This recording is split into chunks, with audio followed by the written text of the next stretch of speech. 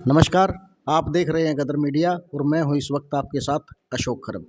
आज हम पहुंचे हैं हिसार के गैबी नगर, जहां से सरीन दलाल नवनिर्वाचित सरपंच हमारे साथ मौजूद हैं।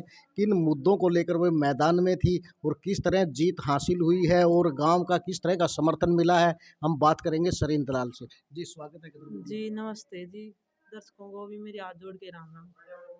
जानना चाहेंगे हमारे दर्शक कि आपने सरपंच पद का जो चुनाव लड़ा है एक लड़की होने के नाते, कैसे दिमाग में आया? मैं अपने समाज का, गांव का विकास करना चाहूँ थी, तो मैंने सोचा कि मैं मैदान में आऊँ तो विकास कर सकूँ, क्योंकि एक लड़की मैदान में आओगी तो और लड़कियां ने भी बढ़ावा मिलेगा। सरीन लाल ने बताया कि भाई एक लड़की जब मैदान में आएगी, सरपंच बनेगी, तो ये प्रेरणा का काम और लड़कियों के लिए भी होगा। तो सरीन लाल पढ़ी लिखी एक एजुकेटेड सरपंच उम्मीदवार चुनी गई हैं। तो कितनी वो पढ़ी लिखी हैं और किस तरह के मतलब समाज में विकास के काम, अपने गांव के समस्याओं को लेकर उनके दिमाग में है कि किन प्राथमिकताओं के आधार पर किन समस्याओं का समाधान वो करना चाहेंगी?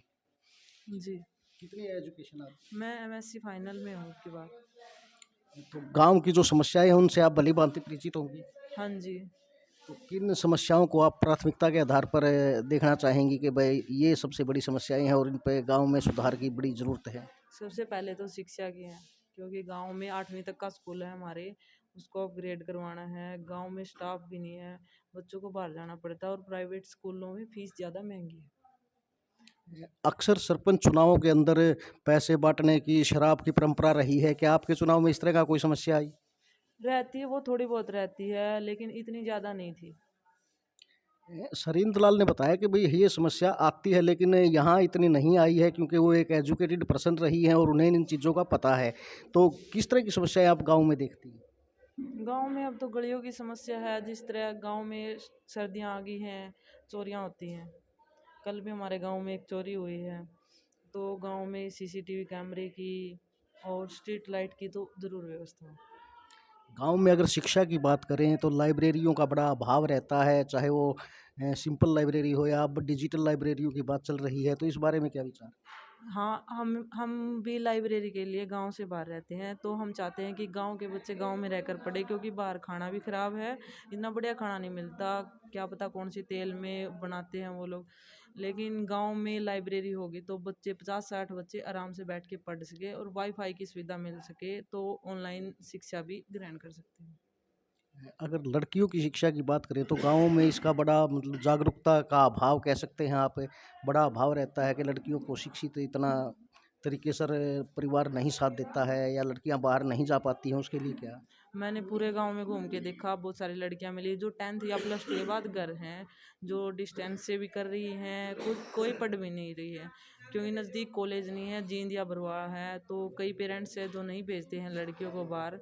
लेकिन मैं ये भी कहती हूँ पेरेंट्स से कि लड़कियों को बाहर भेजो, क्योंकि विश्वास पे बच्चा बाहर जाता है तो आगे बढ़ेगा। फिर भी हम चाहते हैं कि गाँव में एक एजुकेशन के लिए कोई यूनिवर्सिटी का, किसी भी यूनिवर्सिटी का सेंटर आए गांव में, और लड़कियां शिक्षा प्राप्त कर सके अच्छी तरह से गांव में बैठ के। सरीन दलाल की जो प्राथमिकता है वो लड़कियों की शिक्षा को लेकर सबसे पहले है।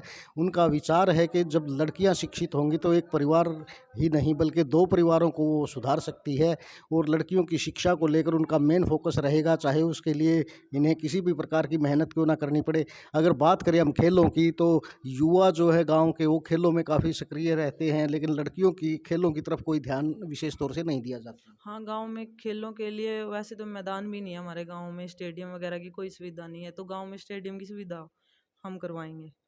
और बच्चों को खेल में बढ़ावा देने के लिए खेल का आयोजन जरूरी है गांव में। तो हम चाहते हैं कि 6 महीने या साल भर के अंदर 2-3 खेल तो गांव में जरूर होने चाहिए, क्योंकि बच्चे आगे बढ़ेंगे उसको लेके। लेकिन जैसा आपने बताया भाई स्टेडियम नहीं है, कोच की सुविधाएं नहीं है, तो ऐसे में कैसे आप प्रयास कर तो पाएंगी? अब हमें सरपंच बन चुके हैं, तो मैं पूरा प्रयास प्रयास नहीं, मेरा पूरा प्रयास है कि मैं स्टेडियम ले आऊँगी गाँव में, और कोई कोच भी हो जो बच्चों को वो बताए कि खेल कूद के बारे में आगे बढ़ावा दे।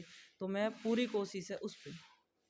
गांव की मूलभूत समस्याओं के अलावा सरीन दलाल का ये कहना है कि वो शिक्षा के बाद खेलों पर सबसे ज़्यादा विशेष ध्यान देंगी। उसके लिए चाहे स्टेडियम और कोच की व्यवस्था उन्हें किसी भी तरह से करनी पड़े, उनके प्रयास इस दिशा में सबसे ज़्यादा जारी रहेंगे। तो गांव में किस तरह का जो समर्थन है छत्तीस बिरादरी का आपको मिला है, जो जीत हुई है, तो कैसी खुशी महसूस कर रहे हैं? मुझे बहुत खुशी हुई है कि मेरे पूरे गांव ने मेरा समर्थन किया, पूरा साथ दिया, गांव की बेटी को सरपंच चुना। मेरे गांव वालों ने इतनी बड़ी पगड़ी मुझे पहनाई है। तो क्या संदेश आप देना चाहेंगे आने वाली भविष्य की पीढ़ी के लिए, खासकर लड़कियों के लिए? मैं चाहूँ जिस तरह मन ने मेरा मान सम्मान हुआ, गांव ने सरपंच की पगड़ी मेरे सिर पर रखी, तो आने वाली लड़की भी भविष्य में कोई सरपंच बने, कोई एमएलए बने, कोई प्रधानमंत्री, राष्ट्रपति तक पहुंचे। तो मेरी लड़कियां तो यही है, पढ़ो लिखो आगे बढ़ो। सरीन दलाल ने साबित कर दिया कि लड़कियां किसी भी फील्ड में लड़कों से पीछे नहीं हैं, और उन्होंने आशा व्यक्त की है और ये जाहिर किया है कि लड़कियां हर फील्ड में आगे निकलें, राष्ट्रपति के पद तक भी वो पहुंचें, ऐसा उनका मानना है। हमारी शुभकामनाएं सरीन दलाल के साथ हैं। अभी के टाइम पे जो राष्ट्रपति है वो भी महिला है, द्रौपदी मुर्मू जी। मुर्मू, हाँ। एक महिला राष्ट्रपति फिलहाल भी हैं, और ये प्रेरणा का काम महिलाओं के लिए हो रहा है एक प्रकार से। और सरीन दलाल भी काफ़ी प्रेरित खुद भी हैं और लड़कियों को भी प्रेरित कर रही हैं कि वो हर फील्ड में आगे आएँ, किसी भी क्षेत्र में वो लड़कों से पीछे नहीं है, चाहे वो राजनीति हो, चाहे शिक्षा हो, चाहे खेल हो।